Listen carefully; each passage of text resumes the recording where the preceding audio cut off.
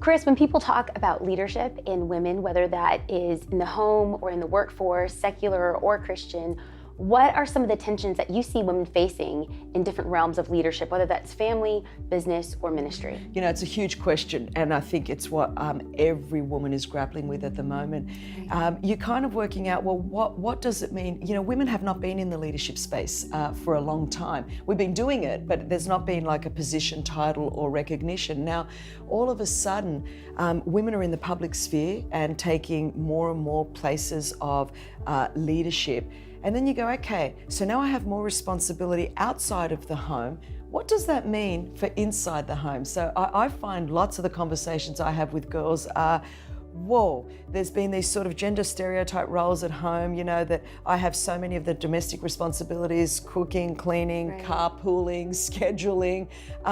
And, you know, if they're married, it's like my husband's really keen for us both to contribute to the household income.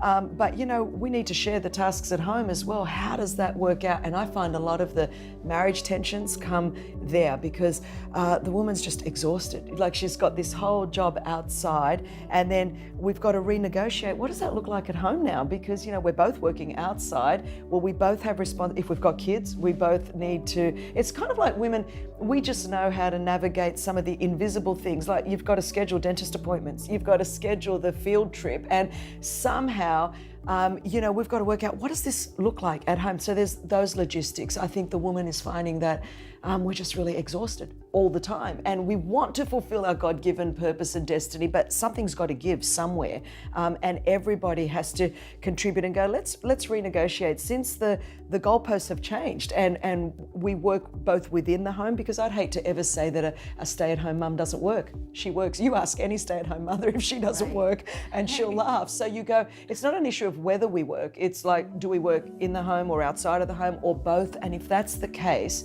I think the myth of the superwoman and that perfection, that pursuit of perfection, is destroying so many women, because God never called us to be a superwoman.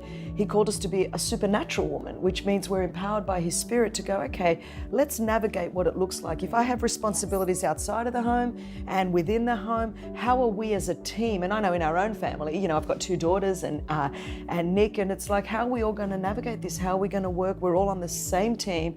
We're all pursuing God's purpose. It's not necessarily about your career or my career. It's what does God want for our family? So how are we going to best make that work in our world? I think for the single woman, there's a whole lot more to navigate there as well. And the single again woman, the divorced woman, it's how do we make all of this work? Because we have historically, particularly in the church sphere, looked at a stereotypical model of here's the woman, married, 2.2, the mortgage, and it's awesome. But there's changing. And I think you just look at the demographics, 73% of all mothers in North America work. So instantly, work outside of the home. So we've got to stop talking to a demographic that no longer exists or that is the minority. And we've got to start saying, if Jesus sent us into all the world, He said, be in the world, not of it, and connect to your world, then let's start looking at this woman. Let's start looking at 73% of women that are working outside of the home. Some of those are single, some of those are divorced, some of those are married, some of those are married again. There's step families in that mix. There's historical nuclear family, which is the decreasing minority nowadays.